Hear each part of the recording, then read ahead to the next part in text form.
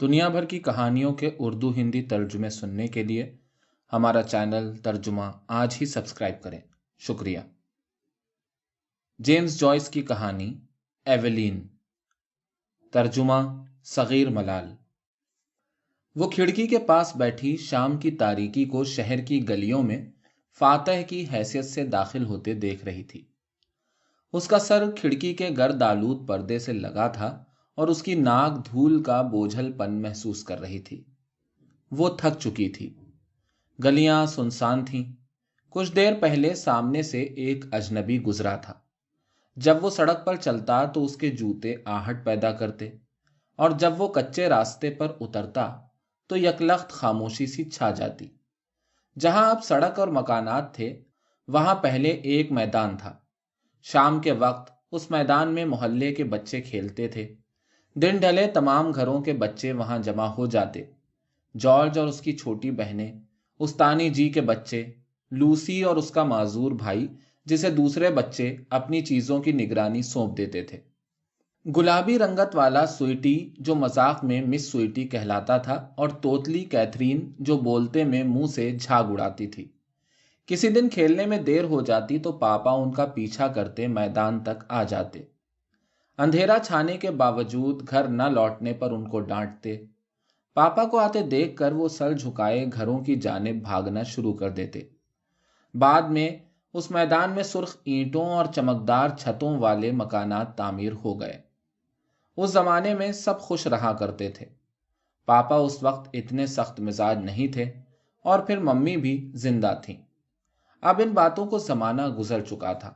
وہ بڑی ہو چکی تھی، اس کے بھائی بڑے ہو چکے تھے، ممی کو فوت ہوئے کئی برس گزر گئے تھے۔ اس کے ساتھ کھیلنے والے بچے دنیا کے مختلف ممالک میں آباد ہو چکے تھے۔ ہر چیز بدل جاتی ہے۔ اب وہ بھی جا رہی تھی، گھر چھوڑ رہی تھی۔ گھر۔ اس نے چاروں جانب نظریں دوڑائیں اور کمرے کی چیزوں کو حسرت سے دیکھا۔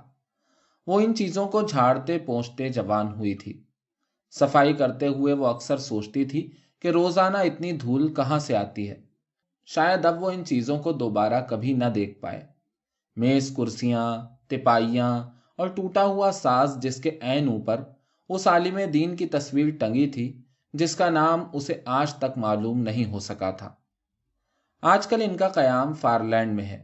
اس کا باپ مہمانوں کو یہ تصویر دکھاتے ہوئے ہمیشہ یہی الفاظ دہراتا تھا۔ اس نے گھر چھوڑنے کا فیصلہ کر لیا تھا۔ یہاں سے دور چلے جانا اس کے حق میں بہتر تھا۔ ہر چند کے گھر میں اسے کئی سہولتیں حاصل تھیں، لیکن اس کے باوجود وہ چلی جائے گی۔ وہ کیوں نہ جائے؟ یوں ہی کڑھتے رہنا کیا اس کے مقدر میں لکھ دیا گیا ہے؟ کام کرو اور زندہ رہو، زندہ رہو اور کام کرو۔ کیوں؟ خاندان کو سنبھالنا صرف ایک فرد کی ذمہ داری تو نہیں ہوتی۔ کوئی کچھ بھی کہے، وہ چلی جائے گی۔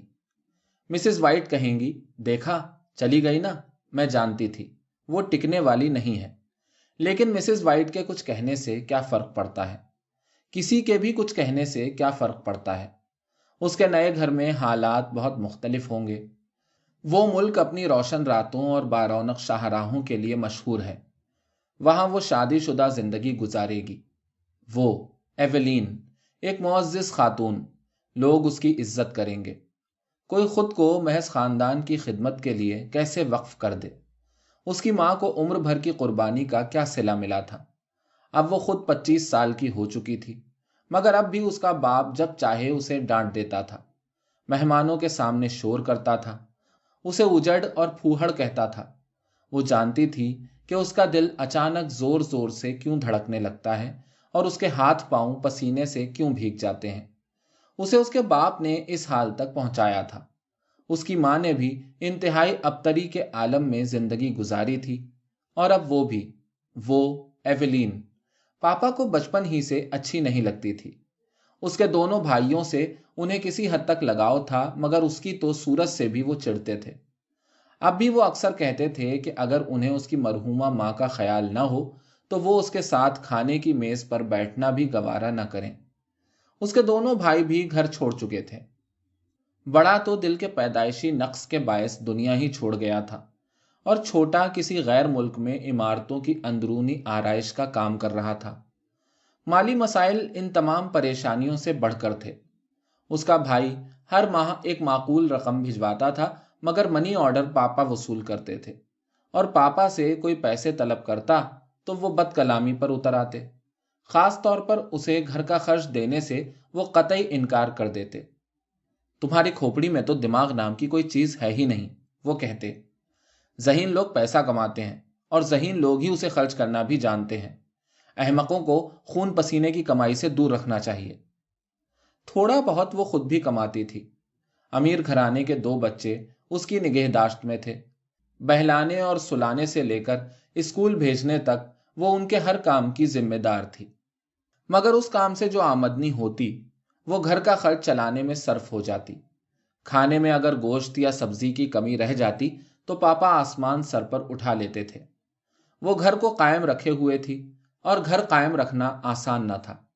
اب جب کہ وہ گھر چھوڑنے کا فیصلہ کر چکی تھی، اسے گھر سے اپنائیت بھی محسوس ہو رہی تھی، لیکن بہرحال وہ فیصلہ کر چکی تھی۔ اسے فرینک کے ساتھ ایک نئی زندگی کا آغاز کرنا ہے۔ فرینک فراخ دل اور ہنسمکھ لڑکا، اسے دیکھ کر زندگی کے مثبت پہلوؤں کا خیال آتا تھا۔ روشنی، محبت، قہقہے اور خوش دلی کی محفلیں۔ فرینک بحری جہاز پر کام کرتا تھا اور دور دراز شہروں کے قصے اس کی نوک زبان پر رہتے تھے۔ وہ دنیا بھر کے ملکوں اور شہروں کی سیر کر چکا تھا۔ اب اس کا سمندر پار گھر بسانے کا ارادہ تھا۔ گزشتہ چند برسوں سے جب بھی فرینک کا جہاز بندرگاہ پر لگتا، وہ ضرور اس سے ملاقات کرنے شہر آتا۔ پہلی مرتبہ اس نے فرینک کو ان بچوں کے گھر دیکھا تھا جن کی نگہداشت پر وہ مامور تھی۔ فرینک تمام گھر والوں کو اس جزیرے کے قصے سنا رہا تھا جہاں آدم خور بستے تھے۔ اس کی باتوں پر یقین نہ کرنے کے باوجود سب حیرت کا اظہار کر رہے تھے، ہنس رہے تھے۔ اس دن کے بعد وہ ایک دوسرے کو گھر سے باہر ملنے لگے تھے، لیکن ایک دن پاپا نے انہیں تفریح گاہ میں گھومتے دیکھ لیا۔ میں ان جہاز رانوں کی عادتوں سے خوب واقف ہوں، پاپا نے 2 ٹوک انداز میں کہا۔ آئندہ میں تمہیں اس کے ساتھ نہ دیکھوں۔ بعد میں ان دونوں نے اس بدلی ہوئی صورتحال کا تجزیہ کیا تھا اور نہایت دانشمندی سے یہ پسماندہ شہر اور اس کا گھٹا ہوا ماحول چھوڑ دینے کا فیصلہ کیا تھا۔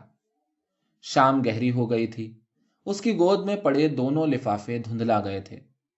ایک خط اس کے بھائی کے نام تھا، دوسرے خط میں اس نے پاپا کو سب کچھ صاف صاف بتانے کی کوشش کی تھی۔ پاپا کچھ عرصے سے تیزی سے بوڑھے ہو رہے تھے۔ ممکن ہے وہ اسے یاد کریں۔ جب سے ان کا سر جھکنے لگا تھا، ان کے لہجے کی سختی میں بھی کچھ کمی آ گئی تھی۔ گزشتہ دنوں وہ بیمار ہوئی تھی تو اپنی عادت کے برعکس انہوں نے ایک حد تک اس کی تیمارداری بھی کی تھی۔ انہیں اظہار ہمدردی کرتے دیکھ کر اسے بچپن کا وہ دن یاد آ گیا تھا جب وہ سب چھٹی کا دن گزارنے دریا کے کنارے گئے تھے۔ اس دن پاپا نے بچوں کو ہنسانے کے لیے آوازیں بدل بدل کر لطیفے سنائے تھے اور مزاحیہ انداز میں رقص بھی کیا تھا۔ اس کی روانگی کا وقت قریب آ رہا تھا، لیکن وہ اسی طرح گرد آلود پردے سے ٹیک لگائے بیٹھی تھی۔ تاریکی چھانے کے باعث اب اسے دھول کے ذرات نظر نہیں آ رہے تھے۔ دور کوئی بانسری پر لوگ دھن بجا رہا تھا۔ جس روز اس کی ماں کا انتقال ہوا تھا، اس روز بھی کوئی بانسری پر لوگ دھن بجاتا ان کے دروازے پر آیا تھا۔ گرد و نواح کے دیہات سے اکثر ایسے فنکار آتے تھے جو عوامی سازوں کی سنگت میں بھیک مانگتے تھے۔ اس دن وہ سب ماں کی بیماری کے سبب بانسری کی آواز سے پریشان ہو گئے تھے۔ پاپا نے دروازہ کھول کر موسیقاروں کو ڈانٹا تھا۔ گوار دیہاتیوں، بھاگ جاؤ ورنہ تمہارے سانس توڑ دوں گا۔ مگر آج بانسری کی آواز اسے بہت اداس کر رہی تھی۔ اسے ماں سے کیا ہوا وعدہ یاد آیا کہ وہ ہر حالت میں گھر کو بکھرنے سے بچائے گی۔ وہ ایویلین، اسے ماں کی بے لوث زندگی اور اس کے انجام کا بھی خیال آیا۔ گھر والوں کے لیے اس کا ایثار اور ذاتی خوشیوں کی قربانی جو بالآخر پاگل پن پر ختم ہوئی۔